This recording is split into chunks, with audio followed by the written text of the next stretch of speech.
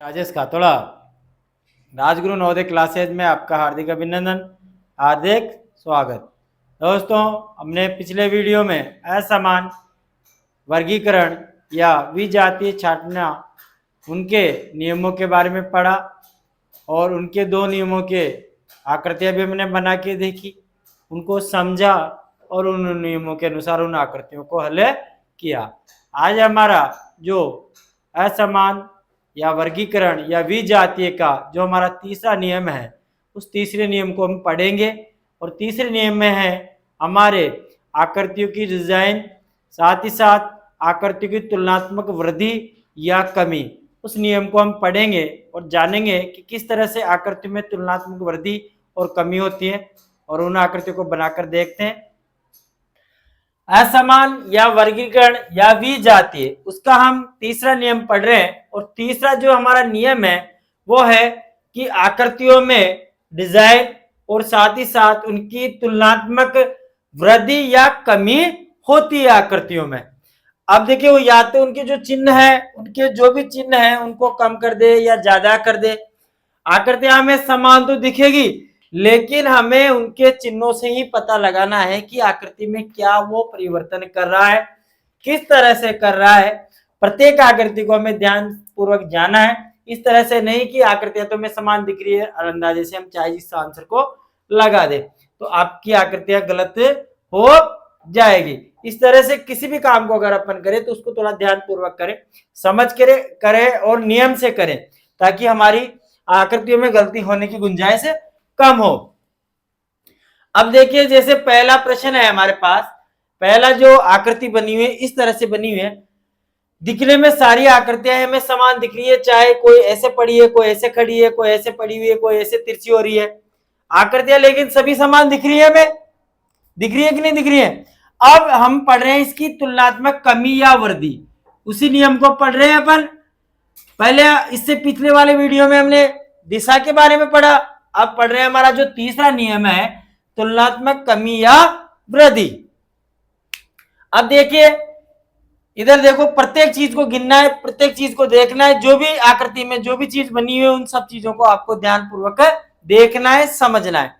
देखो, एक ऐसा भाग बना हुआ है तो ये भाग इसमें भी है, इसमें भी है, इसमें भी है और उसमें भी है, यानी ए में भी है, बी में भी है, सी में भी है और डी में भी।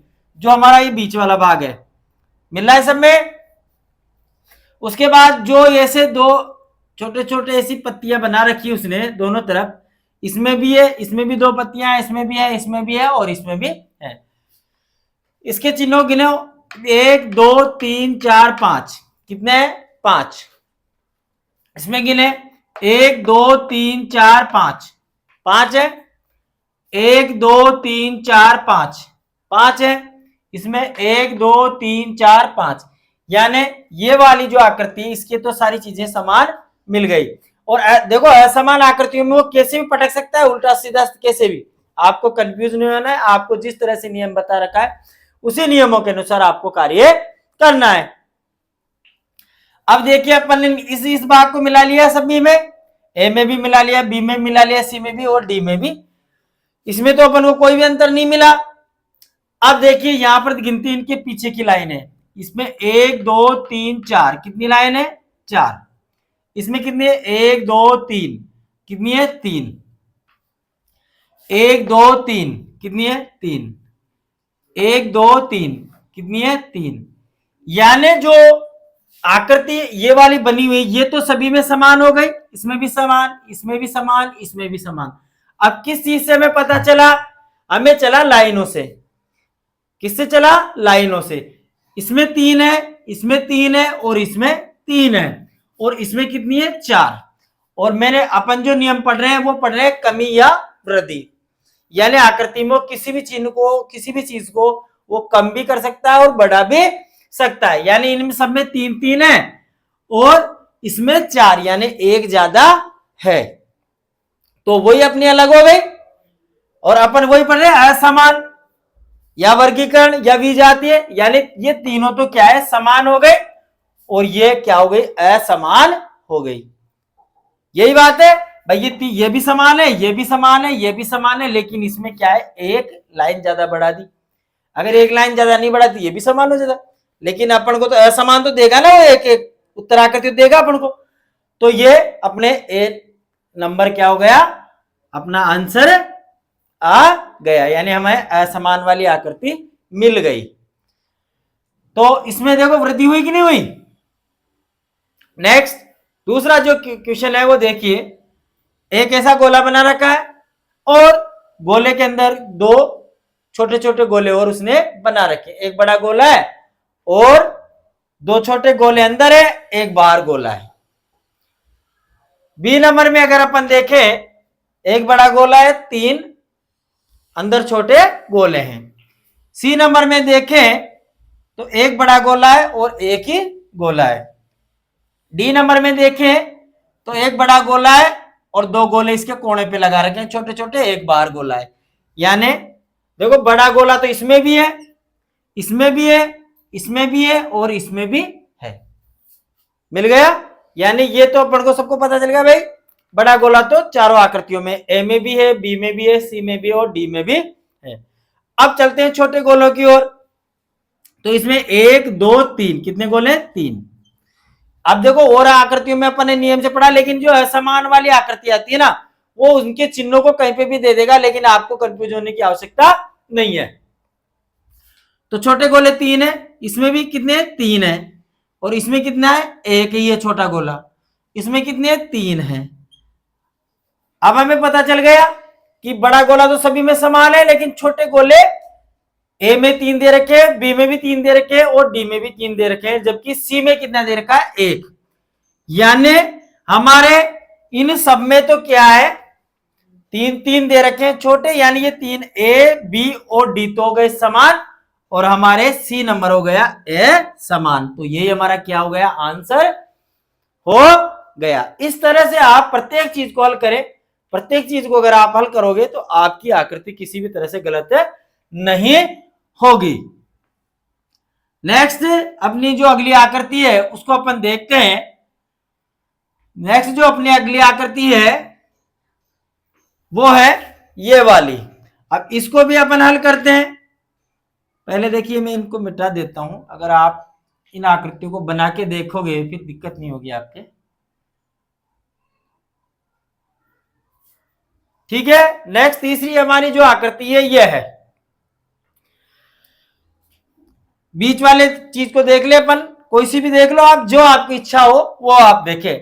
दिखने में हमें सारी आकृतियां समान दिख रही है, ए बी सी डी, दिखने में तो ऐसे दिख रही है भाई, असमान कौन सी है हमें पता ही नहीं, लेकिन हमें तो नियम से चलना है। तो देखो बीच वाला जो चिन्ह है उसको देखिए, जो बीच वाली आकृति इसको देखते हैं अपन, ये भी इसमें भी समान है, ये भाग भरा हुआ, ये भाग खाली, ये भाग भरा हुआ है खाली, ये भाग भरा हुआ, ये खाली, ये भाग भरा हुआ है खाली। यानी ये वाला जो बीच वाला जो आकृति बना रखी है वो सभी में समान है, ठीक है। नेक्स्ट चलते हैं। अब जो ऊपर ऐसे गोले बना रखे हैं, तीन गोले इसमें ऊपर हैं, तीन गोले नीचे हैं। ऊपर कितने, तीन, और नीचे कितने, तीन गोले। बीच वाली आकृति सभी में समान मिल गई, ए में भी, बी में भी, सी में भी और डी में भी। अब क्या देखना है अपन को, गोले ऊपर और नीचे वाले गोले देखेंगे, उसी से पता चलेगा अपनी कौन सी आकृति असमान या अलग है। तो इसमें तीन ऊपर है, तीन ही नीचे है। इधर देखो, एक दो तीन चार पांच छह, छह तो ऊपर है, एक दो तीन चार पांच, और पांच नीचे है। इसमें देखो, एक दो तीन चार पांच, पांच इसमें, एक दो तीन चार, चार इसमें, एक दो तीन चार, चार इसमें और तीन इसमें। अब देखिए आपको समान दिख गया होगा कुछ ना कुछ चीजें, यहां तो तीन ही ऊपर है और तीन ही नीचे है, यहां छह है ऊपर और यहां पांच, यानी ऊपर तो ज्यादा है और नीचे कम है। कितनी, एक, एक कम हो गई। यहां भी पांच है, यहां चार है, यहां भी कितनी कम हुई, एक। यहां चार है, यहां कितनी हो गई, तीन, तो यहां भी कम कितनी हुई, एक। लेकिन यहां तो तीन है और यहां भी तीन है, तो यहां तो बराबर हो गई।